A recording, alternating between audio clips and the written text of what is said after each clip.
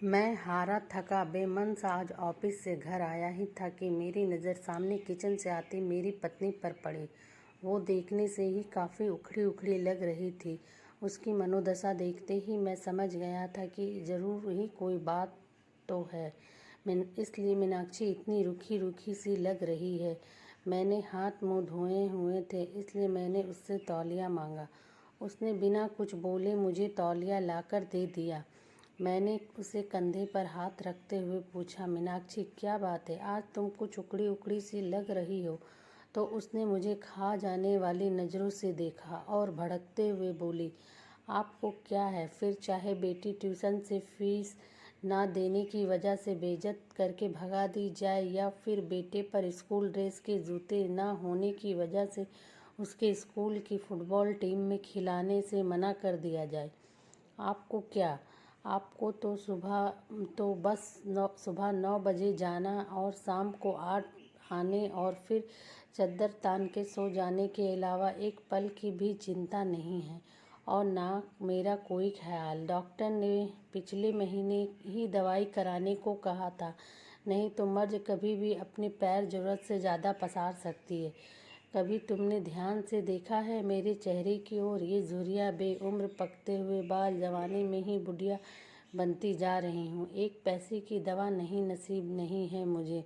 ये सब तो छोड़ो, गर्मी में बच्चे तपते रहते हैं, एक पुराना कूलर लेने तक की हिम्मत नहीं हो रही है तुम्हारी।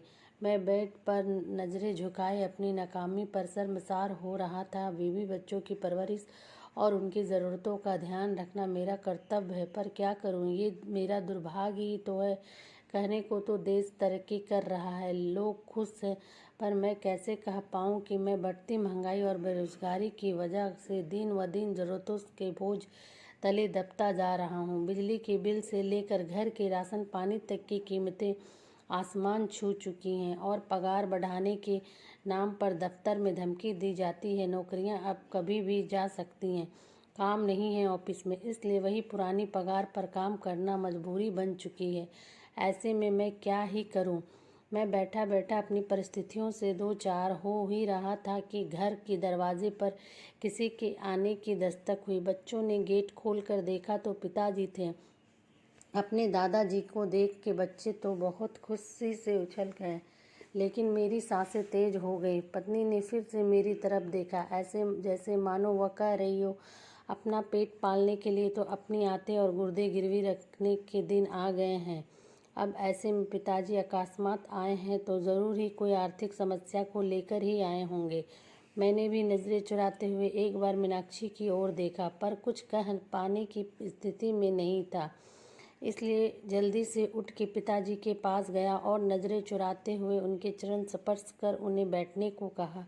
मीनाक्षी ने भी उनके चरण वंदन किए और खाना खाने के लिए कहते हुए किचन में चली गई। अब मैं और भी अकेला महसूस कर रहा था। मीनाक्षी तो मुंह छिपा के किचन में जा चुकी थी। मुझे डर था पापा कहीं पैसे की कोई बात ना कर दे, इसलिए मैं जल्दी बच्चों को बुला के उनके पास गया और खुद वापस कमरे में चला गया। पिताजी भी मुझे जाते हुए देख रहे थे। मैं किचन में आया तो मीनाक्षी ने कहा, पिताजी ज़रूर ही किसी आर्थिक मदद की आस करके यहाँ आए होंगे।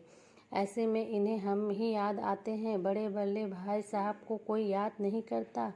देने के नाम पर उनका नंबर आता है और जब कोई ज़रूरत हो तो सब लोग हमारे यहाँ आ जाते हैं।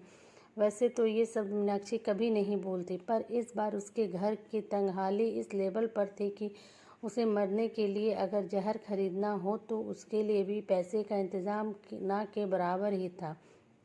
एक तरह मीनाक्षी लगातार मुझे बोले जा रही थी और दूसरी ओर मैं था जो कुछ पाने में समर्थ नहीं था। अतः मैंने मीनाक्षी को चुप रहने के लिए कहा, तुम शांत हो जाओ, कुछ भी करके कल मैं तुम्हारी दवाई और बच्चों की ज़रूरत का सामान ला दूंगा, पर अभी के लिए पिताजी का मान रखो। उनके सामने घर में क्लेश करने का मतलब उनकी मान मर्यादा के खिलाफ है। मीनाक्षी समझदार थी, पर उस पर आर्थिक तंगी का बुखार चढ़ा हुआ था, इसलिए वो बेकाबू थी। कहाँ से लाओगे, भीख मांग के या फिर खुद को गिरवी रख कर? ये मेरा काम है, क्या करूँगा क्या नहीं, तुम बस अभी भगवान के लिए शांत हो जाओ। अब मीनाक्षी शांत हो गई। वो खाना लेकर टेबल पर लगा देती है। अब पापा और बच्चे सहित एक साथ खाना खाने लगते हैं। खाना खाते टाइम पापा ने एकाएक मेरी ओर देखा और पास बैठने को कहा।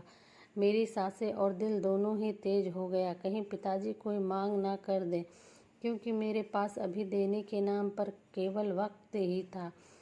उसके अलावा मैं जुबान भी नहीं दे सकता था। पिताजी बोले, देखो अभी काम जोर चल रहा है, खेती का काम बहुत है, इसलिए अभी की ही गाड़ी से मैं वापस जाना पड़ेगा। मैं यहाँ रुक नहीं सकता।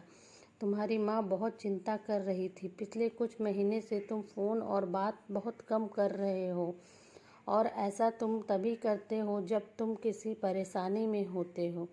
ये तुम्हारी बचपन की आदत है। इसलिए माँ के ज़ोर और मुन्ने मुन्ने और मुझे मुन्ना और मुन्नी की याद सता रही थी, इसलिए मैं आ गया। यहाँ तक तो ठीक था। अब मैं अवाक बैठा था कि अब पापा क्या कहने वाले हैं। मैंने एक नज़र मीनाक्षी को देखा तो वो किचन की चौखट पकड़े पापा की आड़ किए हुए खड़ी थी और पापा क्या कहने वाले हैं जानने के लिए उत्सुक हो रही थी। लेकिन आगे पापा ने अभी कुछ कहा नहीं, बस खाना निपटाया और मुंह हाथ धोए। अब पापा ने अपने कुर्ते की जेब में हाथ डाला और एक नोटों की गड्डी निकाली और मेरे ओर बढ़ा दी। ये देखकर मैं अवाक और सकते में आ गया। एक पल के लिए मैं स्तब्ध और निशब्द ही खड़ा रहा। पिताजी ने कहा, अरे पकड़ो भी भाई, अब इतने भी बड़े नहीं हो गए हो कि हमारी दी हुई आशीर्वाद को ग्रहण ना कर सको। वैसे भी इस बार फसल अच्छी हो गई थी, इसलिए कोई दिक्कत नहीं आई। अब उन्होंने मीनाक्षी की ओर इशारे करते हुए कहा, बहू का और बच्चों का अच्छे से ध्यान रखो, देखो कितनी कमज़ोर हो रही है। और अपना भी। उन्होंने पैसे मेरे हाथ में रख दिए। मेरी आंखें भर आई थी और वो बचपन के दिन याद आ गए थे। जब पापा हमें स्कूल जाते वक्त 4 आने ऐसे ही हाथ फैलाने पर रख दिया करते थे।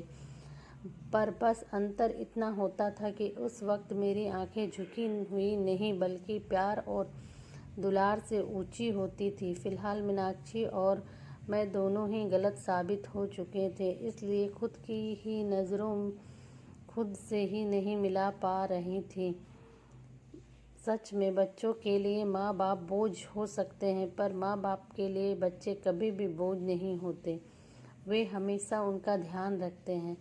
प्लीज़ कहानी अच्छी लगे तो लाइक, शेयर एंड सब्सक्राइब ज़रूर करें और एक अच्छे से कमेंट करें। Thanks for watching Tabassum voice channel.